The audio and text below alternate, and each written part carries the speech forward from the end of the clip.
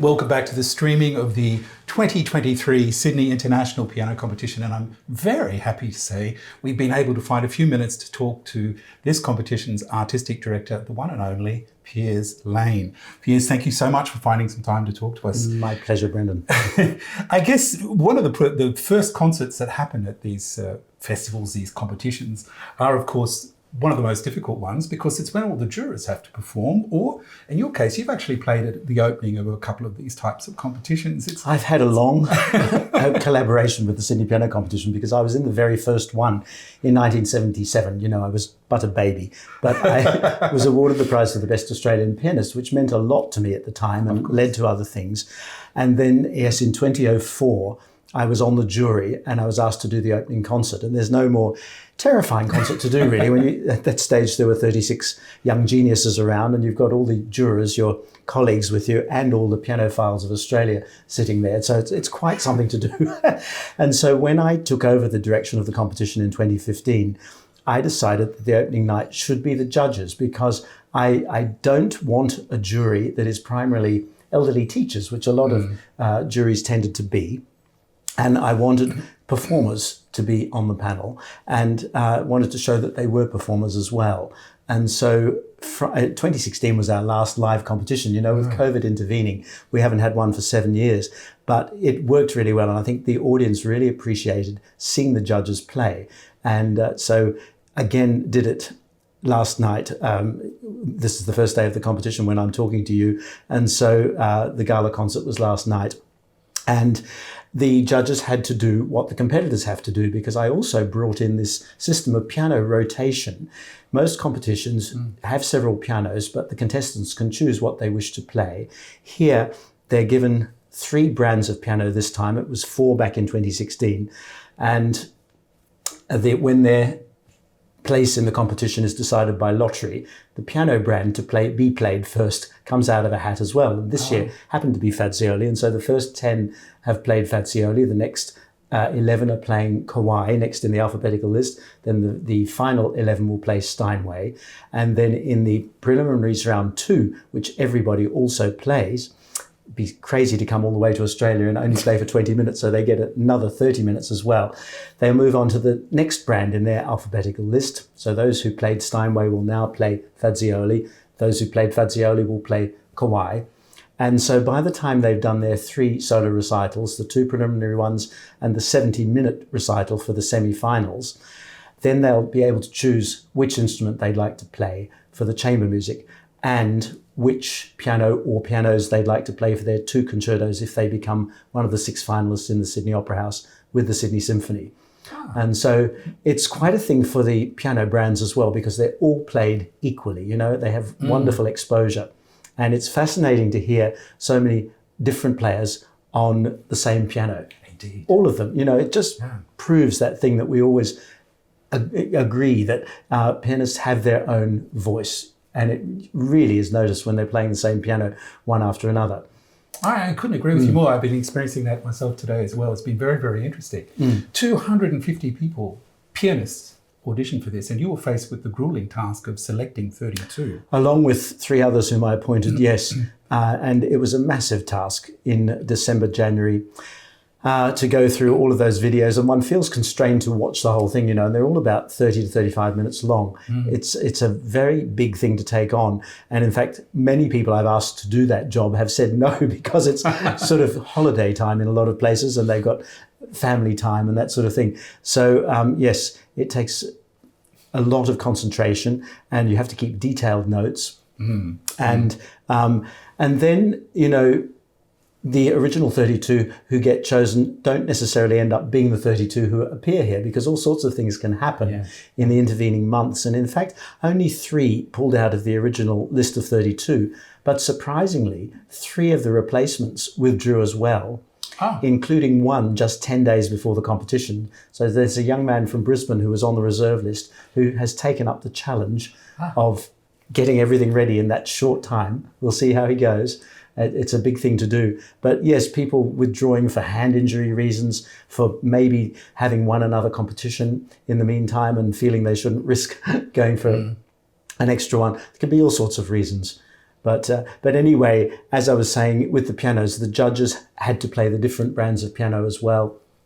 And it's a great thing at that gala concert for the judges to get a feeling of the pianos and the hall from that perspective, and also for the competitors to listen to the judges playing, to hear what the different brands of pianos sound like and what this acoustic does. And I tell them beforehand that the judges are all sitting in the back row of the balcony, right at the back of the hall. You know, as pianists, we're always told we've got to play to the back of the hall. And we're in the Verbruggen Hall at the Sydney Conservatorium, and it's a really grateful acoustic. It's wonderful because there's a friendly feeling playing in here. It's warm, and you feel you can float the sound if you want to as well. It doesn't just drop off the edge of the stage at all. It's a very comfortable place to play, and that's important. The Opera House, of course, is a totally different kettle of fish, and I'm looking forward to being in there this year because it's been refurbished. The acoustic has changed dramatically, right? But the same pianos will be used in that massive auditorium, and so there's a big deal with the piano technicians as well. 3 have come from Japan to tend to the Kawai. David Kinney from the Conservatorium here in Sydney is tending the Fazioli, as he has done in the past. And Vahe Zamazian is looking after the Steinway. It's a huge task for them to make the piano possible for the way everybody wants to play, you know. Of course. There have to be compromises, of course, but then they've also got to be ready for chamber music and for big concertos with a big orchestra in a big hall. So it's a pretty tall order. And it's also interesting to see how the contestants then, when they do choose, what they choose, how well they are equipped to think about which piano suits the music they're going to perform, and whether they need to get over an orchestra or whether they're playing it in chamber music or whatever. It's interesting. That's right.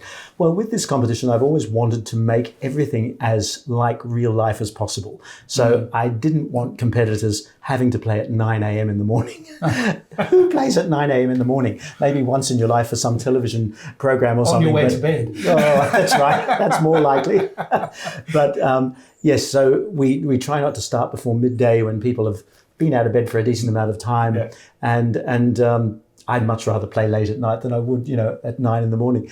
And the same thing with the pianos. It's as in real life. You turn up to a concert hall, you have to adjust immediately to the piano that you're given. It's part of our equipment as pianists. We have to feel out where the point of sound is and what range there is, what we can do to tease out the most beautiful sounds from any piano we encounter. Very few are the pianists who can take their own with them. There are 1 or 2, but...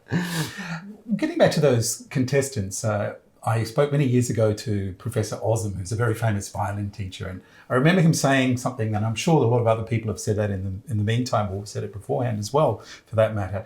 He said that he noticed that students today play with a much greater technical proficiency.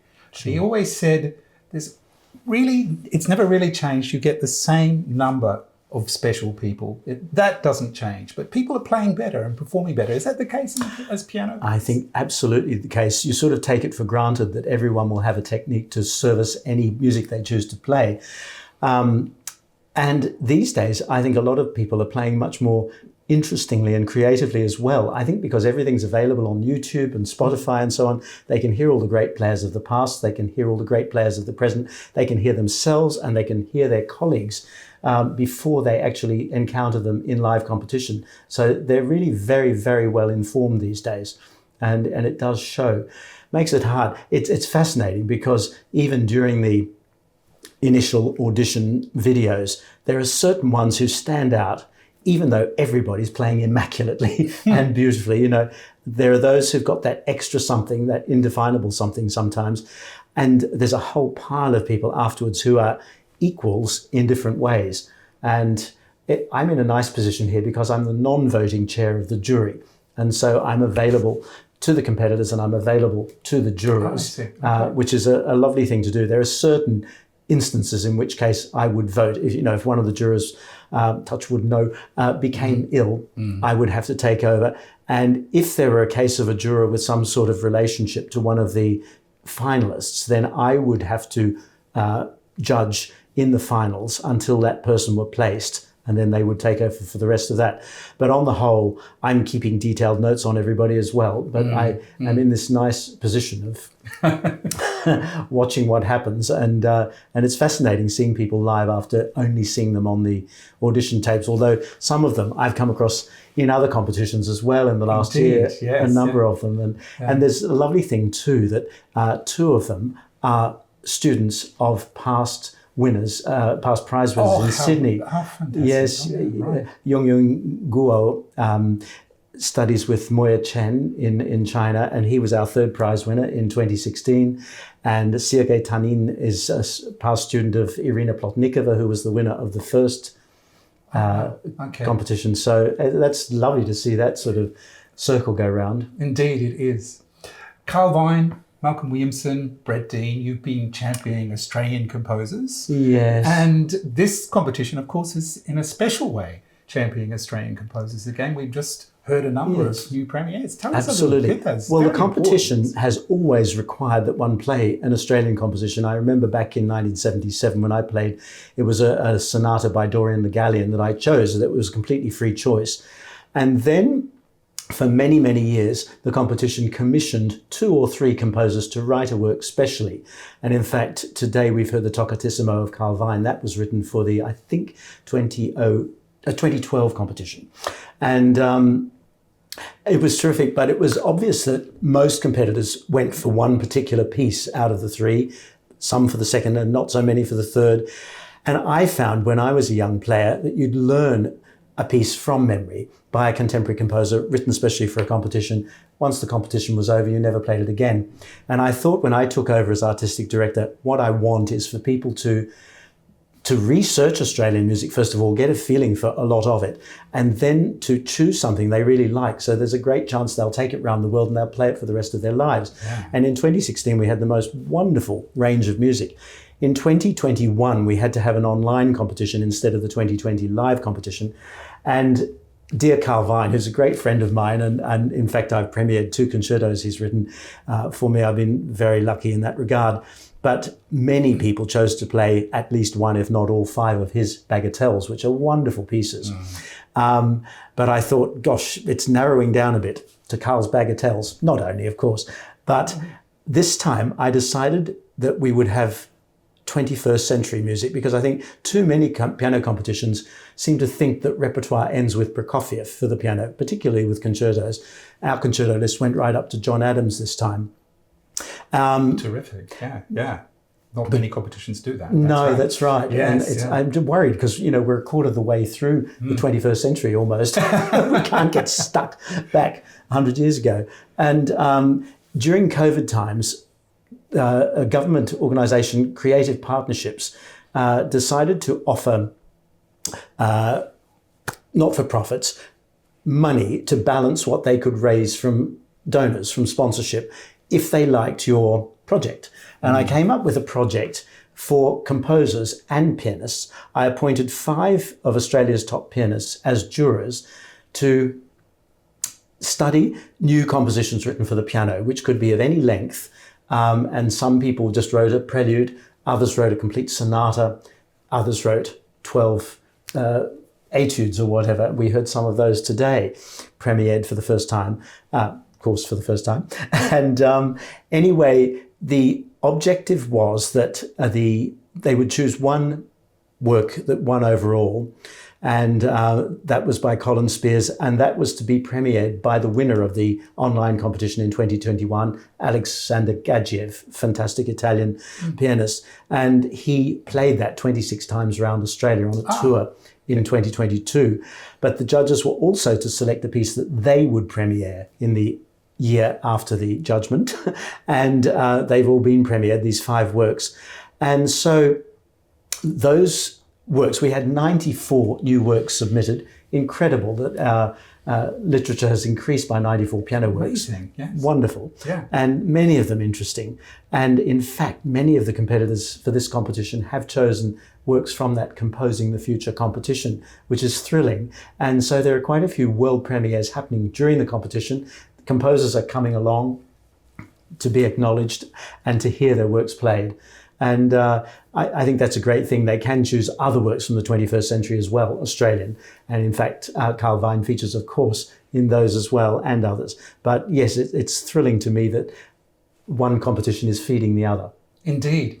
Let's talk about Australian performers. You, of course, are right at the top of your league, that's for sure. We've had, of course, Eileen Joyce going back, who's many pianists often talk to me about, her recording. Absolutely. Her recordings are extraordinary. I remember Bryce Morrison getting so excited by them a few decades ago, and he's done a lot of work to promote her since.